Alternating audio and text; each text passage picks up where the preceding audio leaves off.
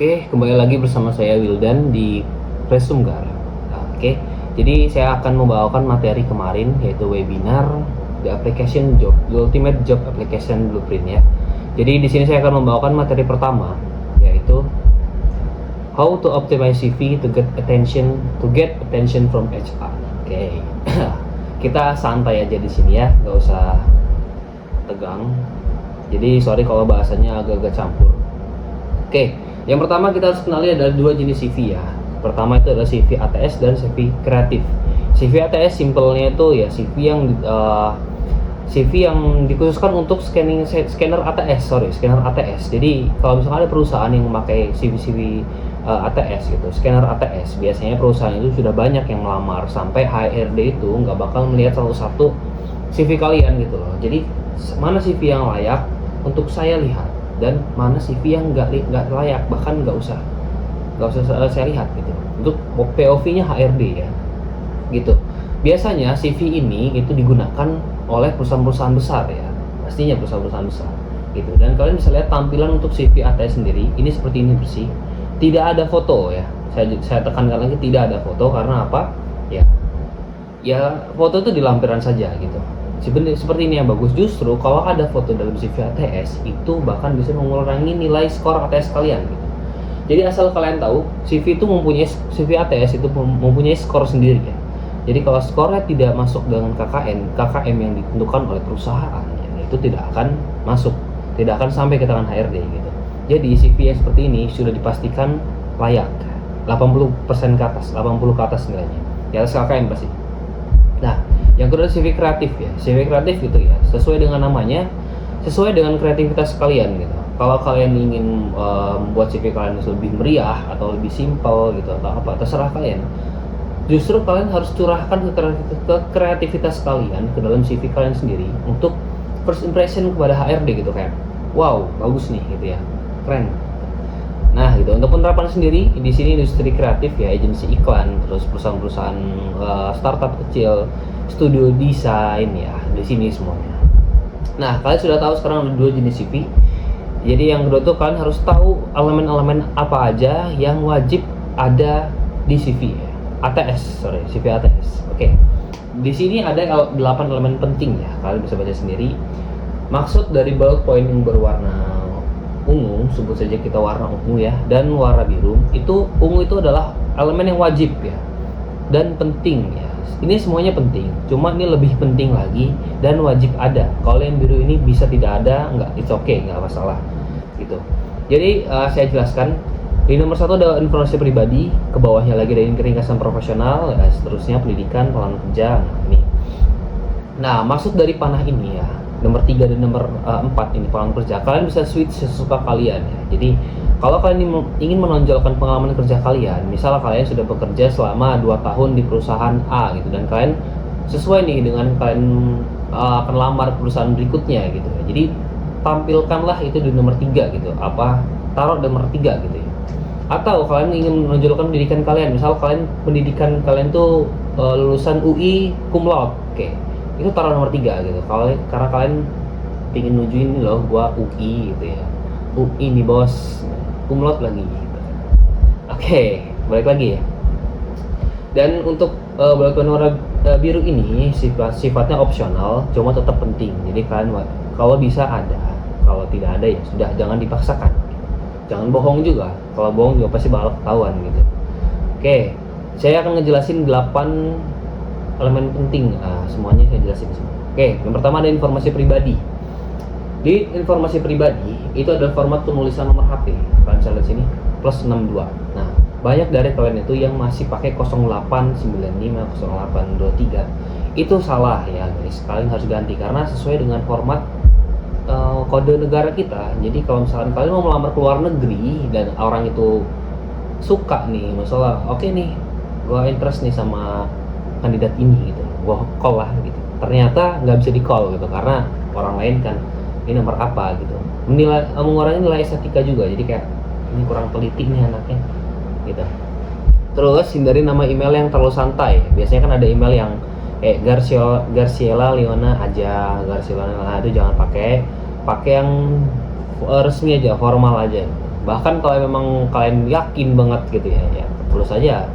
Misal kalian melamar di perusahaan TDM gitu ya, garciolana@tdm@gmail.com gitu misal, atau apa, terserah lah kalian. Yang penting tidak ada unsur santainya, serius gitu.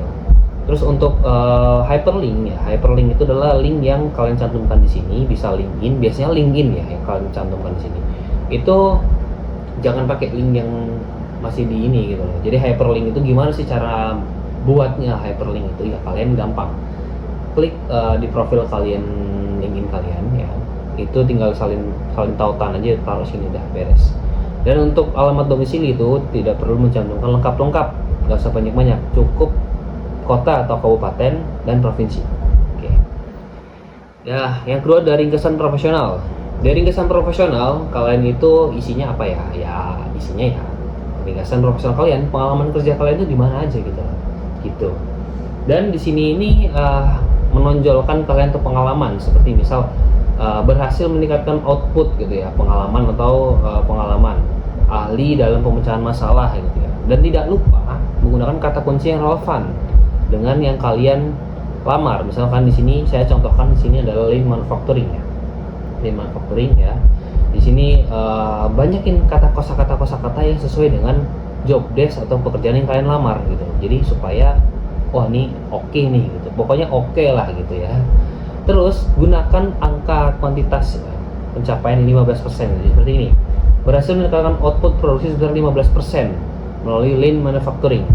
Itu kayak wah gitu loh, beda dengan berhasil meningkatkan penjualan di bulan Desember gitu. Meningkatkannya berapa gitu, nggak spesifik. Jadi kalian gunakanlah data kuantitas. Oke. Untuk soft skill dan hard skill di sini ya kalian bisa cantumkan di sini atau di paling bawah, nanti kita bakal jelaskan ya. Oke, next ada pendidikan. Mulai dari nama institusi ya di sini. Kalian bisa lihat nama institusi kalian, misal kalian kuliah di sini tulis saja. Di sini saya contohkan SMK Negeri 1 Jakarta. Disusul dengan nama gelar atau nama jurusan ya, komputer, jaringan gitu. Terus di sampingnya lagi ada nama tahun gitu. Sesuai lah ya. Kalian juga pasti sudah pada tahu cara membuat seperti apa. Ini tinggal jiplak aja sebenarnya. Saya akan menjelaskan lebih lengkap lagi. Nah, terus di sini sebutkan kursus atau mata kuliah yang kalian sukai, atau bukan sukai, relevan. Jangan yang kalian sukai. Jadi kalau misalnya kalian di sini melamar di komputer dan kalian sukanya misal sejarah gitu, ya jangan gitu lah. Yang relevan aja gitu. Gitu. Oke, lanjut. Pengalaman kerja. Ya oke, pengalaman kerja ya pasti ya relevan juga. Kalau tidak relevan bagaimana Pak? Bagaimana Kak? Gitu. Ya nggak apa-apa, dicantumkan saja gitu, supaya nggak terlihat kosong banget dan tidak terlihat fresh graduate. Karena biasanya orang-orang pencari kerja itu nggak mau orang fresh graduate, karena apa? Ngajarinnya susah gitu ya. Dan dia itu belum pernah ke habit lingkungan kerja gitu. Terus dedikasinya kurang gitu ya. Termasuk saya pun Gen Z di sini. Sama seperti kalian, atau ada yang Gen Alpha, kalau ada yang milenial ya. Oke. Di sini kita lihat balik lagi ya. Kita lihat tanggung jawab dan pencapaian. Nah, seperti biasa, gunakan data kuantitas 10% misalnya. Kayak gini. Nih, mengimplementasikan standar kerja baru yang berhasil mengurangi kesalahan produksi sebesar 10%. Terus melatih 5 operator produksi gitu. Meningkatkan keselamatan kerja 7% gitu. Gimana sih ngitungnya ya? Kalian hitung sendiri gitu loh. Kan kalian ini kerja. Oke, selanjutnya ada keterampilan. Isinya itu soft skill dan hard skill kalian. Gitu.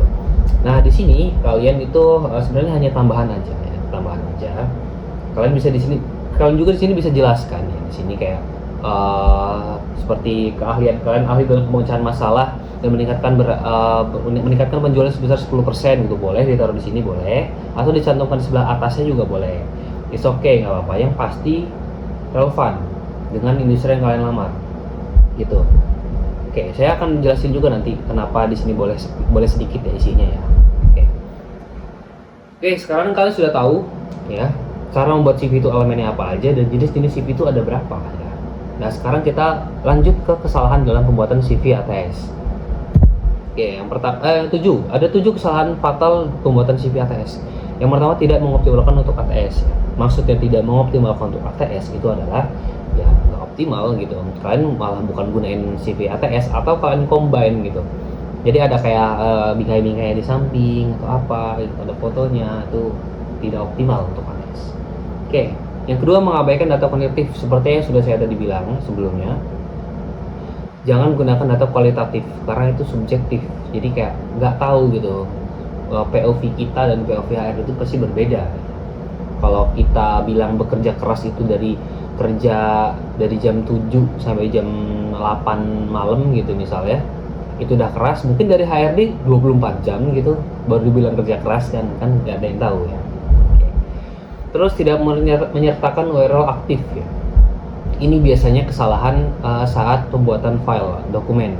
Biasanya kalian tuh screenshot dulu, terus habis screenshot ya langsung dijadiin file gitu. Jadi kayak nggak ada gitu. Ada, bahkan masih banyak yang kayak gitu. Jadi URL-nya itu nggak bisa diklik gitu.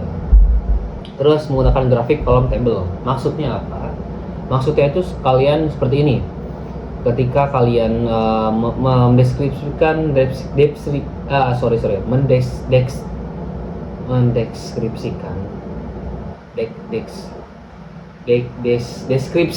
astagfirullahaladzim, mendeskripsikan, gue nggak ada nih sumpah, gue susah aja ngomongnya. Mendeskripsikan sesuatu keahlian kalian ya, seperti kayak misal keahlian komunikasi, kalian buat grafik table seperti ini, sepanjang ini, terus di bawahnya ada listening seperti ini. Itu siapa yang menilai gitu loh? Yang nilai siapa gitu? Kalau nilai diri sendiri sih gitu, nggak bisa gitu, nggak bisa, jangan itu, nggak profesional.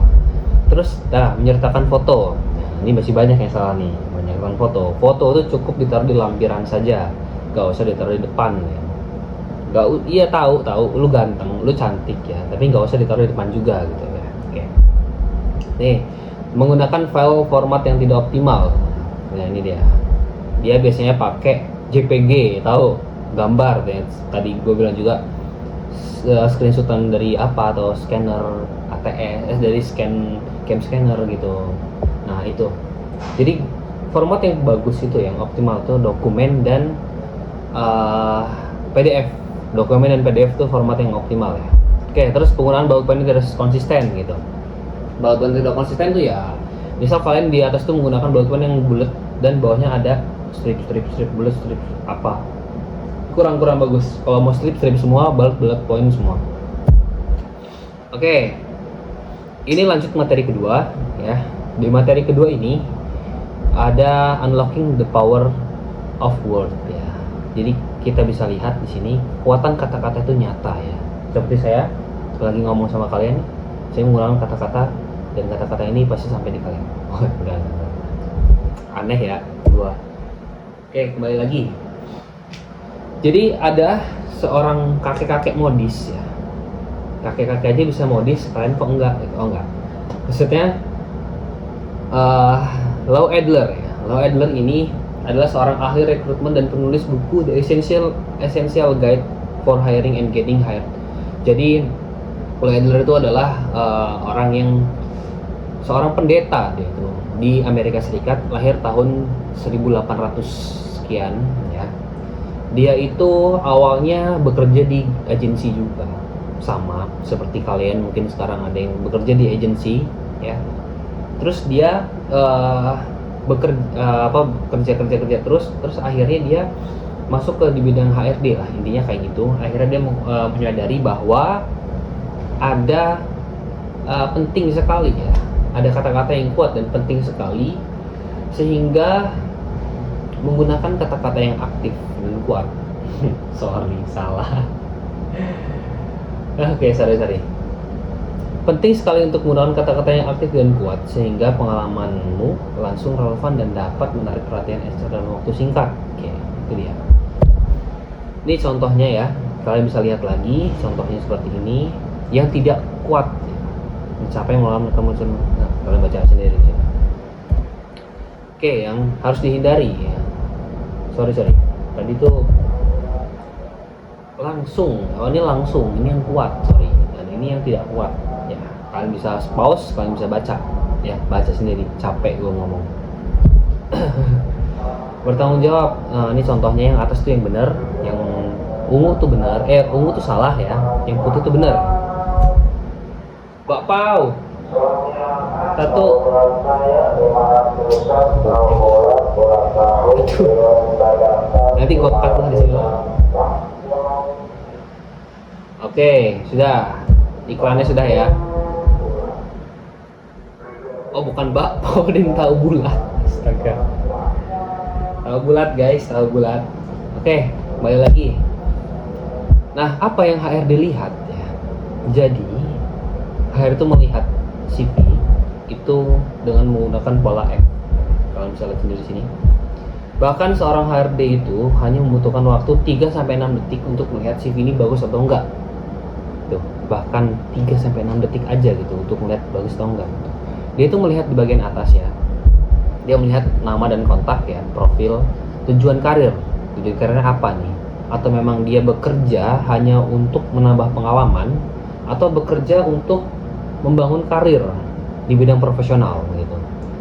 Ya logikanya gini lah, kalau kalian mendaftar di suatu perusahaan ya, atau kalian punya perusahaan lah, perusahaan kalian tuh bekerja sampai 16 jam sehari gitu ya, pingin perusahaan ini bener gitu, dan ada orang yang kalian rekrut dan dia cuma mau belajar gitu, gak mau pastinya, gak mau. Gue mau sama-sama orang yang ambis, sama-sama orang yang mau untuk meningkatkan produktivitas untuk apapun itu gitu loh, apapun itu untuk perusahaan aku sendiri, perusahaan lu sendiri gitu. Jadi jangan sampai membuat kalian untuk belajar segala macam gitu. Oke, yang bagian tengah ya, yang bagian tengah ini ada pengalaman kerja dan pendidikan. Pastikan relevan dan pendidikannya juga ya sesuai ya. Kalau misalkan dibutuhkannya S1 di bagian S1 hukum misal, dan kalian masuk bisnis gitu, ya jangan lamar gitu loh. Oke, sedikit melenceng sedikit. Banyak dari kalian yang masih mikir mungkin kayak lamar-lamar aja lah, siapa tahu kepanggil, masukin lamaran aja nggak apa-apa, udah masukin gitu. Itu salah guys, karena seorang HRD sendiri sebenarnya kalau memang melihat dari kualifikasinya memang nggak cocok ya pasti langsung ditolak gitu, kecuali perusahaan itu kekurangan karyawan ya, bisa aja diambil gitu. Hoki-hokian, lebih baik kalian fokus ingin masuk perusahaan mana, sesuaikan kualifikasi kalian. Setelah itu belajar dengan giat, dalami perusahaan tersebut ya. Kalian lihat apa aja, kapan perusahaan ini berdiri, siapa foundernya, investornya siapa, terus produknya apa aja, yang dijual apa gitu. Ya kalian harus tahu gitu. Seluk beluknya apa, semua kalian harus cari tahu sedalam-dalam mungkin, sebisa mungkin kalian ya. Oke, di bagian kiri di vertikal sini, nah ini ada keterampilan. Nah ini sedikit ya. Kenapa saya bilang tadi sini boleh sedikit aja nggak apa-apa ya, karena dia tidak terlalu terpaku pada di sini HRD, pasti terpaku di halaman atas ini dan di bawah sini gitu. Oke, sudah beres materi saya. Jadi materi kedua itu akan disampaikan oleh Pak Founder kita sendiri. Nanti kalian bisa lihat videonya ya. Oke, see you next time.